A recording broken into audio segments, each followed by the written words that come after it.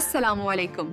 नवे जमात के तर्जुमतुल कुरान में खुश आमदीद। आइए कुरान करीम को समझना शुरू करते हैं। अस्सलाम वालेकुम। अक्सर हम सोचते हैं ना कि ज़िंदगी में ये जो मुश्किलात आती हैं इनका असल मकसद क्या है। कुरान मजीद की एक बहुत ही गहरी सूरत है सूरतुल अनकबूत, जो बिल्कुल इसी सवाल का जवाब देती है। तो आज हम मिलकर इस सूरत के पैगाम को समझने की कोशिश करेंगे, जो हमें आजमाइश, ईमान और ज़िंदगी में हकीकी सहारे की पहचान कराती है। तो सबसे पहला और शायद सबसे दिलचस्प सवाल जो जहन में आता है वो ये है कि आखिर इतनी अहम सूरत का नाम अल अनकबूत यानी एक मकड़ी के नाम पर क्यों रखा गया। आइए ज़रा देखते हैं कि इस बज़ाहिर मामूली से नाम के पीछे कितना गहरा सबक छुपा हुआ है। अंकबूत का मतलब है मकड़ी, और ये नाम बराह रास्त सूरत की आयत नंबर 41 से लिया गया है, जहां अल्लाह के अलावा दूसरे सहारों पर भरोसा करने वालों की मिसाल एक मकड़ी से दी गई है, जो सबसे कमज़ोर घर बनाती है। और सच पूछें तो यही एक मिसाल इस पूरी सूरत की बुनियाद है। तो चलिए देखते हैं कि आज हम क्या क्या जानने वाले हैं। सबसे पहले सूरत का एक मुख्तसर सा तारुफ, फिर हम जानेंगे कि ये किन हालात में नाजिल हुई, अंबिया के किस्सों से सबक लेंगे, मकड़ी के घर की इस गहरी मिसाल को समझेंगे और आखिर में कुछ ऐसे अमली नुकात पर बात करेंगे जो हमारी ज़िंदगी से जुड़े हैं। तो शुरू करते हैं इसके तारुफ से, और सबसे पहली और अहम बात ये कि ये सूरत मक्का में नाजिल हुई थी। सूरतुल अनकबूत एक मक्की सूरत है जिसमें 69 आयात हैं। और देखें, मक्की होने का मतलब सिर्फ ये नहीं कि ये मक्का शहर में नाजिल हुई, बल्कि इसका एक पूरा तारीखी पस मंज़र है।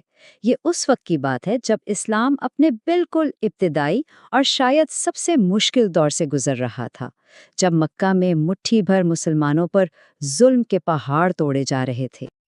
तो जब हम उस दौर को जहन में रखते हैं तो इस सूरत का मकसद बिल्कुल साफ हो जाता है। ये एक ही वक्त में दो काम कर रही थीं। एक तरफ तो ये उन मजलूम मुसलमानों के जख्मों पर मरहम रख रही थीं, उन्हें तसल्ली और हौसला दे रही थीं, और दूसरी तरफ हक की मुखालफत करने वाले जालिमों को खबरदार कर रही थीं। अच्छा, तो चलिए इन हालात को ज़रा और करीब से देखते हैं। बात करते हैं इसके नुज़ूल के पस मंज़र की, यानी मक्का में शदीद मुखालिफत का वो दौर। ज़रा तसव्वुर तो करें कि जब पैगंबर इस्लाम सल्लल्लाहु अलैहि वसल्लम ने एक अल्लाह की इबादत की दावत दी, तो दुश्मन कौन बना? कोई गैर नहीं, उनकी अपनी ही कौम, अपने ही लोग उनके खिलाफ खड़े हो गए। ये था वो दिल हिला देने वाला माहौल जिसमें ये सूरत नाजिल होकर मुसलमानों का हौसला बढ़ा रही थी। तो ऐसे मुश्किल वक्त में तसल्ली कैसे दी जाती है?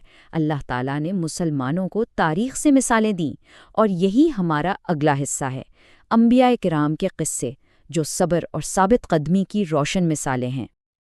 हम देखते हैं हज़रत नूह अलैहिस्सलाम को 950 साल, सोचिए 950 साल तक वो साबित कदमी से दावत देते रहे। फिर हज़रत इब्राहीम अलैहिस्सलाम, जिन्होंने आग में डाले जाने जैसी अजीम कुर्बानियाँ दीं।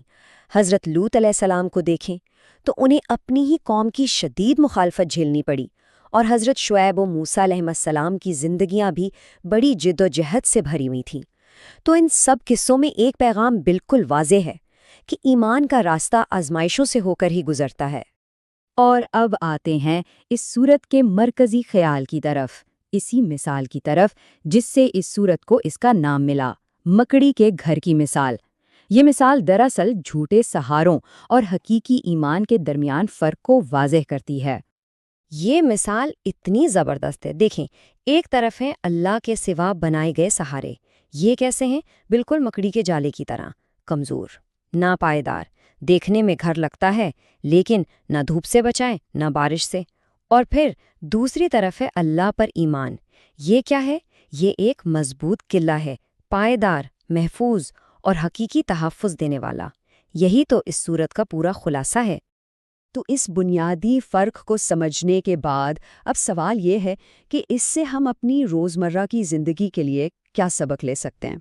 तो चलिए अपने आखिरी हिस्से की तरफ चलते हैं और देखते हैं वो अमली और इल्मी नुकात जो ईमान को मजबूत करने में हमारी मदद कर सकते हैं। तो इस पूरी गुफ्तगू का निचोड़ क्या है? कुछ बहुत अहम नुकात हैं। नंबर 1, आजमाइशें इसलिए आती हैं ताकि सच्चे और झूठे का फ़र्क खुल जाए।